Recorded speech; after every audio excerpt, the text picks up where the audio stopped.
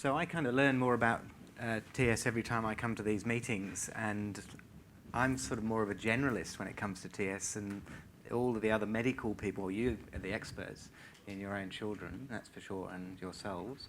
But the subspecialists I work with and allied health people I work with, they're experts as well. So I know a little bit about everything, but not much about anything, really. So this is kind of, just gives you a little bit of a background. It covers a little bit that Elizabeth talked about, just to give you context.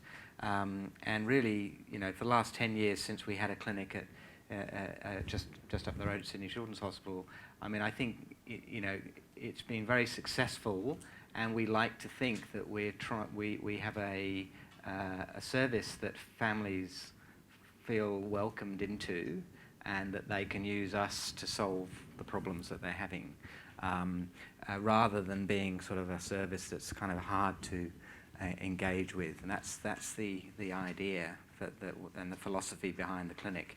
We've certainly got there with paediatrics. We haven't quite got there in the adult world, unfortunately, for various reasons, because you really do need clinicians who are committed, and people who present at this meeting, all of them are really committed. That comes across amazingly, actually, just some of the talks I've heard next door, and you'll be hearing from others as well.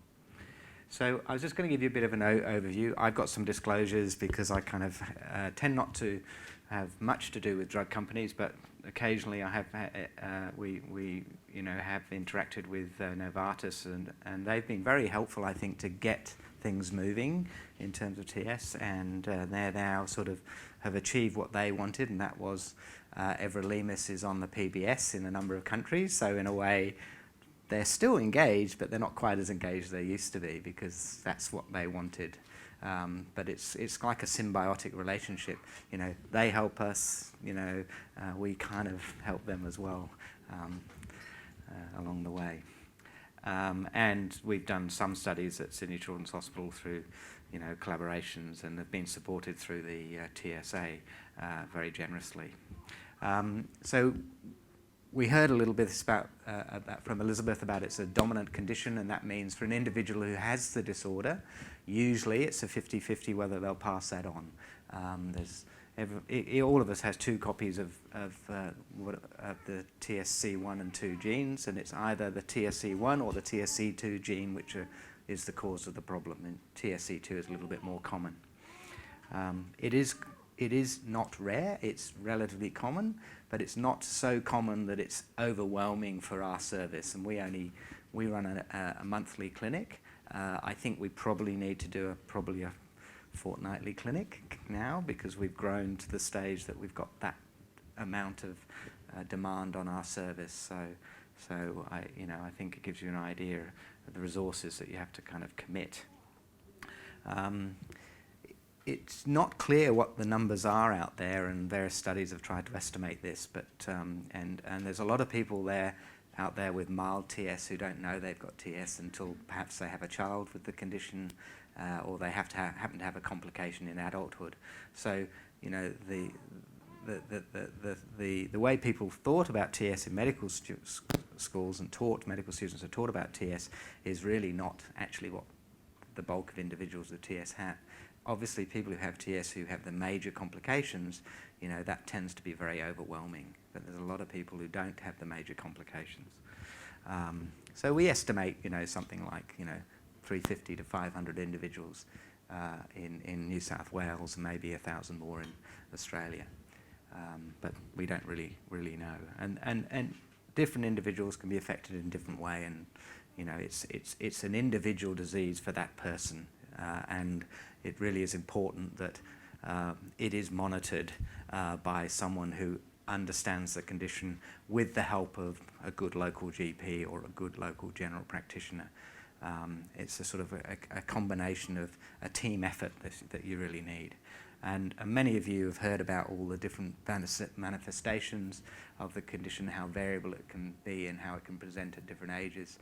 And this just gives you a bit of an idea of some of the skin changes and some of the dental changes, which, you know, everybody should go and get their teeth checked every 6 months anyway.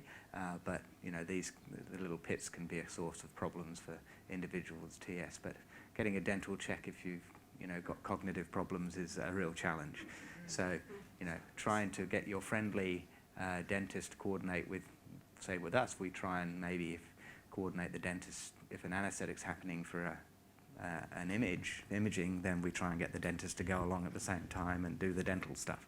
So we try and do that. It really is difficult, but if you've got a friendly dentist, then they're really happy to do it. And I'm sure many of you know someone who'll work with you to do that. So we don't do it for everybody, but when asked, we try and do it.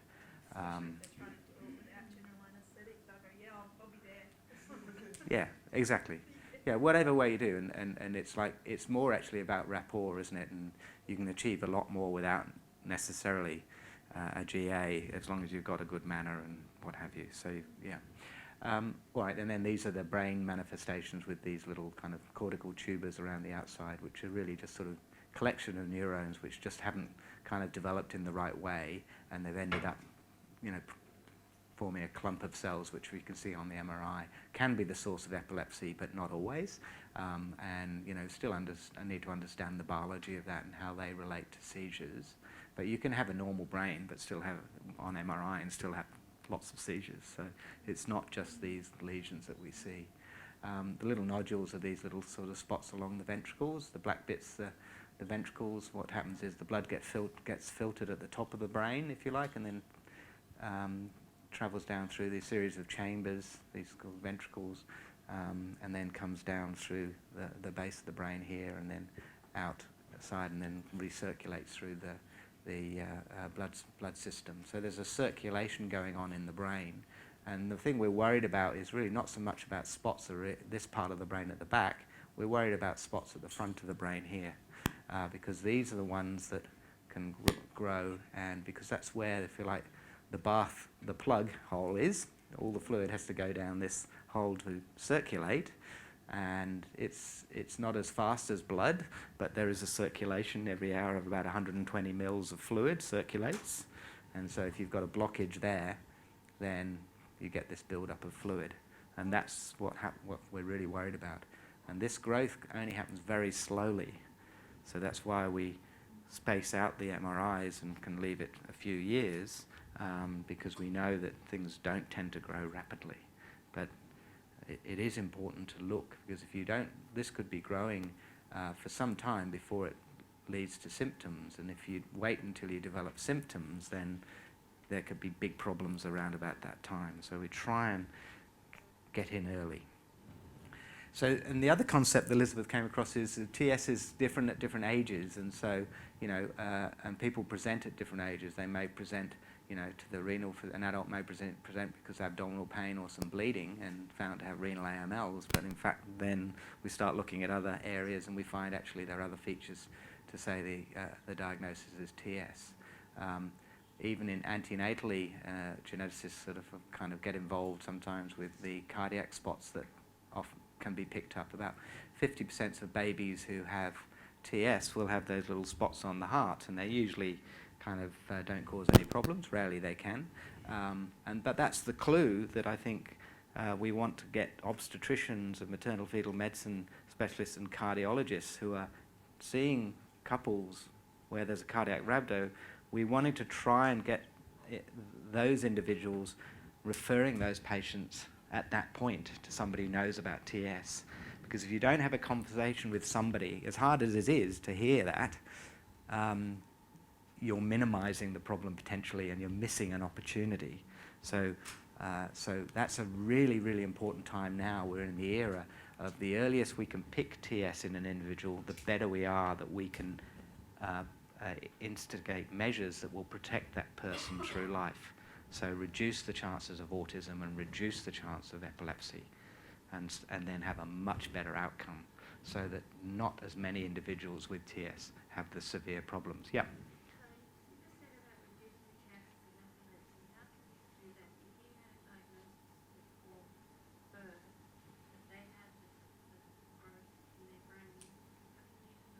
Yeah. So what we do now, and this is where the cutting-edge research is, it's all about recognizing seizures before you see them clinically. So traditionally, neurologists haven't treated seizures on an EEG until they occur you see something in the individual, and then they'll treat.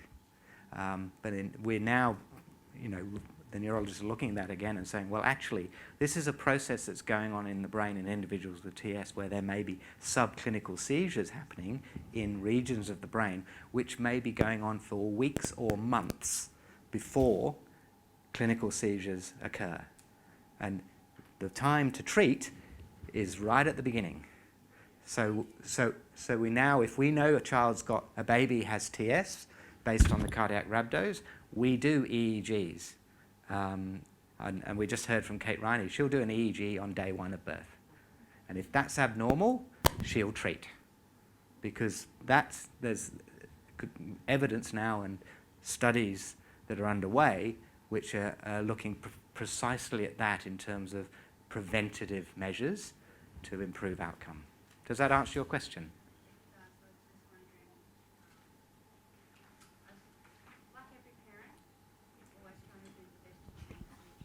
Correct.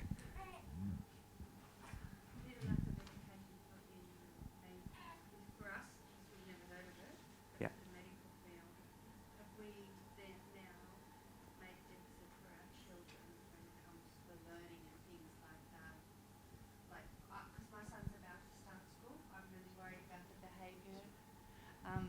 The behaviour issues and the learning abilities. So because we have had a delay in their, what is it called, I can't think of the word right now, what they've been told what they have we now caused extra problems So for you've them? missed the boat, if you like. Yeah. I think you've never missed the boat. Once you know the diagnosis and you're talking to somebody who can then advise, there are things to do. But the concept is, and this is missed the boat for you, but for another family, their next baby with TS who's born in New South Wales, we need to know about it, and the families need to talk to clinicians who understand the condition and it can explain why it's so important that that we monitor things, and particularly for the seizures. So we don't miss that boat, okay? But for any individual with TS, we can do things still, and there's good treatments and interventions. They don't solve all problems, of course. I suppose they don't. Yeah, and you're going to hear about those sorts of things as well. And so that's really a very important focus now in terms of the TS medical community, is to try and how do we engage with families as soon as possible, the possible diagnosis of TS comes up, because that's the babies we need to see before they present with seizures. So there's a lag time previously for individuals to be diagnosed with TS or diagnosed with seizures in infancy is many, many months, because people just don't recognize that. And even in babies who've come up with cardiac spots and people have thought about TS, they haven't sent them to somebody who knows about TS. It's kind of like, well, as long as they look okay when they're born, well, they're okay. And then they could get seizures. Once they develop seizures, then we'll start doing something about it. Too late. Potentially too late. That's where all the evidence is pointing. So we're trying to develop currently what is the information that cardiologists, obstetricians, maternal fetal medicine people should be giving families when they're having that difficult conversation. On the ultrasound, we found what looks like cardiac rhabdos. You need to know about this. And they ideally should come to who is the local TS expert wherever you happen to live. There's always somebody available somewhere. And so that's what we're trying to kind of instigate now. So the timeline, we heard earlier, this TS has been around a long time. There's lots of observations and lots of literature, and a lot of it's biased to worst case scenario, and a lot of people in this room have experiences of worst case scenarios. But, we are endeavoring to make things better. That's the whole aim of this, and we've got lots and lots of evidence to say we can make a difference. We have made a difference, and we can make a difference, and our philosophy is we're here to help.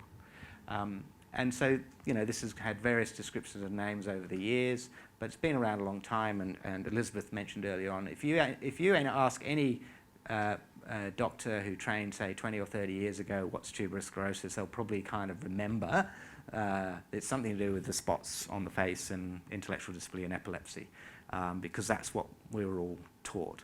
And that just so doesn't tell the story of what really TS is all about. But that's the level of knowledge, and that's back in the 1900s.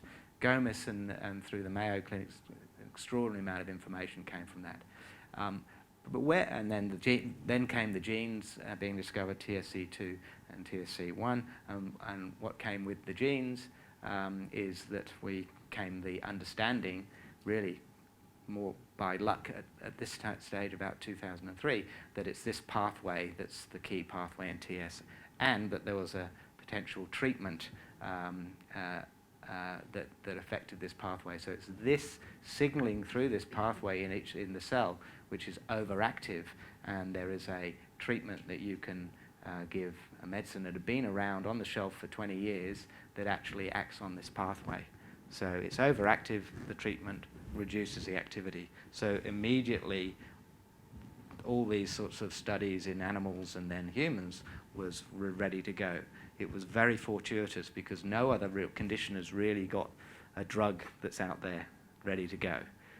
And so it is the modelled condition that we can learn so much about, along the way help and improve outcomes, but then we are the leading light for a whole lot of other rare genetic disorders which have a similar sort of kind of problem, if you like. If not exactly the same pathway, but with close, within similar processes that are happening in cells. So this is the problem with tumours, if you like. These the TSC1 and TSC2 proteins, if you like, kind of dampen down this pathway. It's finely tuned throughout life, if you like. You don't want it on too fast because it kind of makes things grow too much.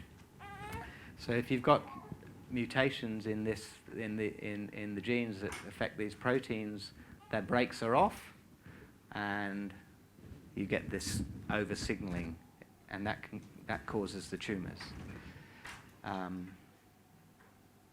But when you introduce an mTOR inhibitor in the animal model, we can show that the pathway signaling reduces, and then we can make tumours shrink. So we can make things grow and shrink whether you're on or off the mTOR inhibitors. We can't make the tumours go away, but they're not cancer. In fact, we don't care if they're there, as long as they're not causing any problem. But that is an issue because we're worried about treating people who have SIGAs in the brain or renal AMLs with these sorts of medicines all their life, because maybe that might cause a problem because we haven't used it for that longer term. And so maybe there is something down the track we're not sure of, because there are treatments that have side effects. So we're still trying to work on that, and Lisa Henschke will tell you a little bit about the approach of we're still aiming to try and get to the point that we can actually get rid of tumours. And there are a whole lot of other studies that are now coming on board which are trying to address that question, which hopefully they'll make a difference. So with TS, we've had lots of animal experiments, zebrafish and the Drosophila, which have led to advances in our understanding not only tumours, but this pathway is linked into obesity and diabetes. These are sort of common disorders, so there's a whole lot of people outside TS who are interested in this pathway, and also in the sort of the brain effects of this pathway in terms of your brain. Now, because when babies are born or in utero, the brain is sort of kind of very, very active and growing, and all the networks are developing. That is an mTOR controlled process. So in fact, those first 5 years of life, the mTOR pathway is critical to make sure we form the right networks in our brain. And so that's the other concept, is we have to get that happening correctly to then protect an individual later on in life. So you may actually have a therapy which is preventative, which helps that mTOR activity in the first few years of life. And it may not necessarily mean that you need to continue that treatment later, because you've achieved what you wanted to achieve at the time it was important. And then the tumours that come later, you might then have to treat those. So we're not necessarily thinking that we need preventative treatment in babies throughout their life. We might just need it for critical periods of their life. these are questions we don't know the answer to, but these are the studies that are currently underway. And obviously the mouse models. So having animal models is really important. And there's lots and lots of studies looking at this. There's probably more studies on this pathway than any other study in science, any other pathway in study being studied in the research area. So the other thing that's happened at the same time as all these developments is the rapamycin being used for SIGA's treatment of the tumours. You can make these shrink. You can this initially started in 2006 on a few numbers of individuals who had SIGA's, subependymal giant cell astrocytomas, so the little lumps that are growing. We don't know really why they grow. 5 or 10% of the time, they will grow. 90% of the time they don't. We can't tell which of the ones will grow. We need to look every now and then. But David France used this on individuals who'd had surgery and it hadn't solved the problem, hadn't removed the tumour completely. They came back. So these are individuals who were in hospital, there was nothing else to do. He just went to his ethics and said, look, I've got a treatment. I can't do anything else. This is going to actually probably kill this person eventually because if we don't do something about this. We can't operate. Let's try this drug. And it had an extraordinary effect. I was just wondering if maybe the seeds are like the AMLs. In a way, that's why they grow. yep. In a way, they are. Yeah. I think they don't look under the microscope the same, but in fact the process is the same. They're both caused by the mTOR pathway, which is out of control, and it's setting up a different process, but essentially it is the same process. Yeah. David, how long does my son last year?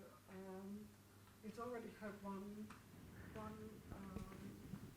subacute brain tumour from the brain, and but that was monitored right through at the Children's in Melbourne. So there was no drama. But this time with the hydrocephalus developing so quickly, vomiting in the early hours of the morning, phone call, he lives in the CIU, and then he trying to get things into him, and then I took him to 3 different GPs in the clinic, and not one of them thought above here. No. I can't understand why having a patient like I've kept him under the one clinic, hoping that they would try and understand TS a bit more. I've given them information, websites, etc. The neurologist is always asking me for info. So I suppose it's difficult, and I suppose in a way, before we started doing the TS clinic, I think, we were not managing TS in our institution very well at all. But we're better now. Doesn't mean we don't have problems, and it doesn't mean there's a quick fix for everybody. It's complex, and some people still have more problems than others, but we try very hard to make sure that we're not part of the problem.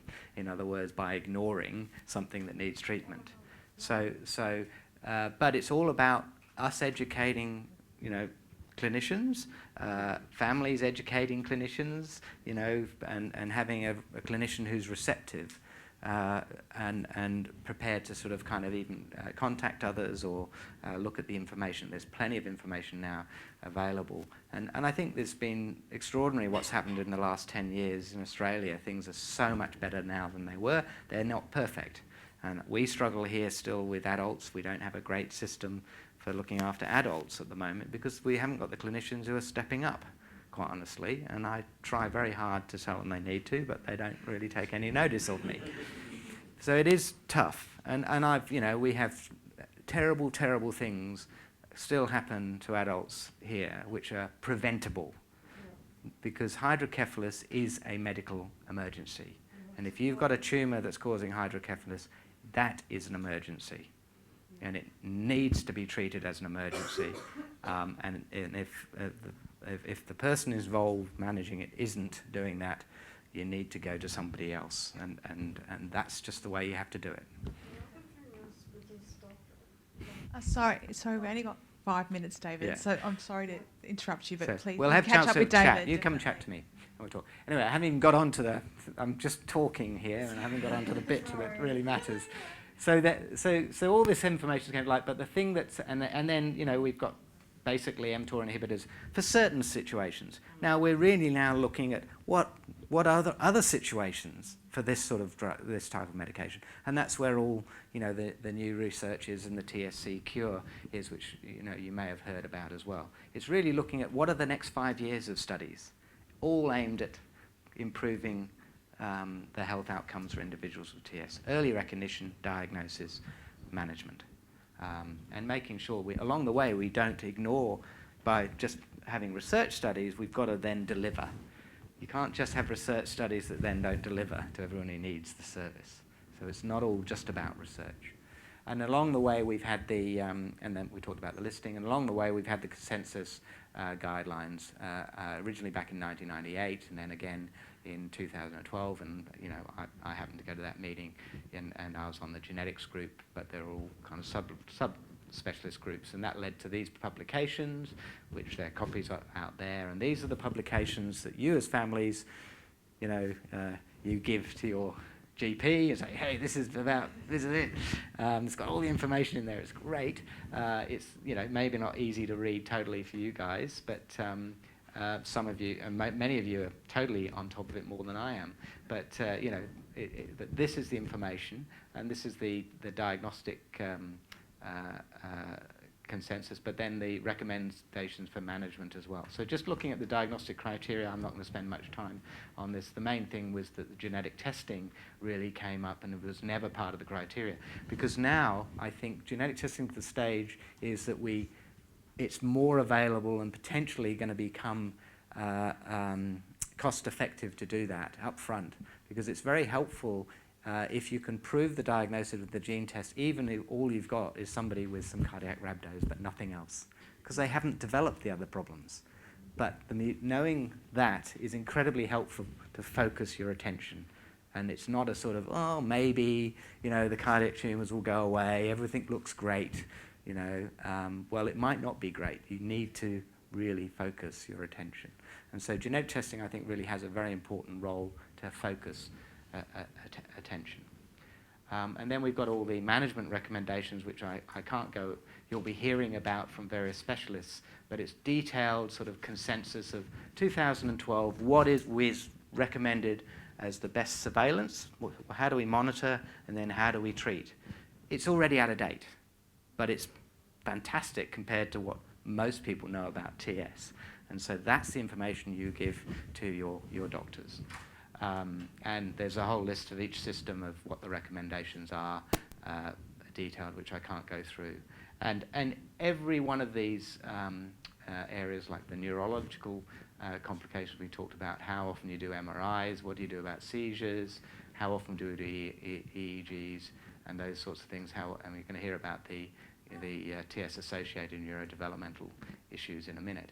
So, these are guidelines, and each group has to sort of decide how they use it and how that matches the family. It's not written in stone, but there's no excuse for saying that this information doesn't exist. It does exist, and every family should be empowering their doctors for this information, and their doctors and neurologists or renal specialists should also be engaged with a TS expert. We don't see everybody and manage everything ourselves, but we're very happy to see people, every year or two, just to make sure our things are on track. And if there are new developments that are coming up, we want to highlight that with families. And families hear about these sorts of things through this group, through the support groups. So I'm not going to talk in any great detail. I mentioned SIGA. We need to be active treating epilepsy, and this tells us sort of the role of certain anticonvulsants like vigabactrin, etc. And this is the kidney surveillance. We need to look at the brain, we need to look at the kidney. If you don't do the imaging, you don't know what's going on. Yeah. You're allowing things just to be maybe developing, and one day will cause a problem, and you're waiting for that day to come. With your fingers crossed, maybe it won't. However, if you do the imaging, you get the reassurance that everything's fine until the next time, and that might be 3 years, so it's not overly onerous.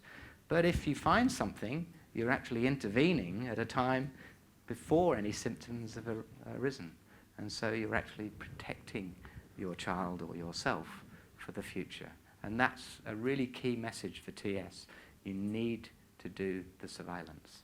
And I understand families find that very difficult in their busy lives, etc.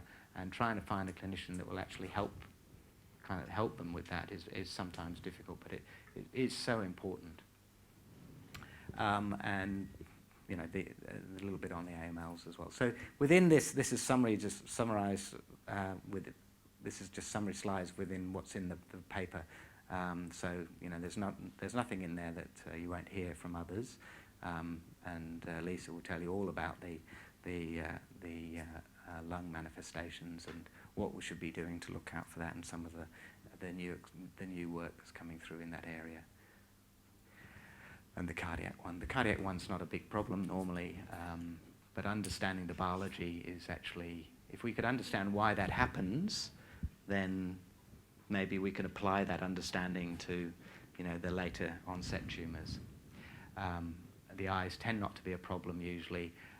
Often we do a one-off baseline good eye examination just to make sure there's nothing there that's going to interfere with vision. Then we don't really do eye follow-up that often after that, because it generally doesn't cause any. You tend not to get tumours developing in the eye. There are rare exceptions, but generally you don't. So the eyes are not normally an issue. Just quickly, David. Yep. So if a child or a young person's got to 20 Yep. and they've been monitored, he's been monitored yearly, there's nothing there. So there's no benefit to continually keep doing that, do you? I wouldn't. Ophthalmology. We would tend not to do eye examinations unless that would be one thing. Unless you notice something, that the individual themselves notice something, Yep. or you as a parent, if they you know, they have specific, you know, particular cognitive problems, you might notice something. You might notice a change in the way the eyes move, etc. Very rare that anyone runs into problem with their eyes with TS later on in life. So I think going along for an eye check every year is a waste of time. Actually, you might as well just get your eyes checked, because as you get older, you need glasses. That's the reason you're getting your eyes checked. Same sort of thing as anyone else in the general population. Fantastic. The main issue is really kidneys, brain, and lungs in women once they get to 18. So we refer all our females to Deborah Yates to get a baseline respiratory assessment at 18 to look at that side of things. I think I'll just stop there, and then maybe if there's questions. I mean, the only reason our clinic functions well is because we've got all these people who do a fantastic job. I sometimes wonder what I do in the clinic, other than just sort of kind of try and keep everyone happy. I can't keep the adults quite so happy. I'm working on that. We've do have the lab who help us enormously. We're going to be developing mutation testing for families and individuals where we haven't found the mutation yet, with a range of strategies, and hopefully I'll present that to you maybe next meeting. We are engaged in a whole lot of trials where we are, but we are very encouraging of any other clinician within New South Wales or Australia to try and help as much as we can, and we're very pleased that at Westmead, Andrew Bleasel sort of taken on a bit of an adult interest in this, trying to put together a multi-D clinic, which I think is fantastic. It's a real shame that it's not near where we are, because Sean Kennedy and myself, I think, and the counsellors I work with, got a lot we can contribute to an adult clinic locally, but we see adults, but we can't deal with the neurological problems, and that's really what families want. Particularly if there are cognitive issues or seizures. Talking to me and talking to Sean is not going to really kind of cut it. But we still will offer the general recommendations and monitor the areas that we do have some control over. So those are just a summary of the surveillance recommendations at different times. Okay, thanks, Steph. Thank you, David.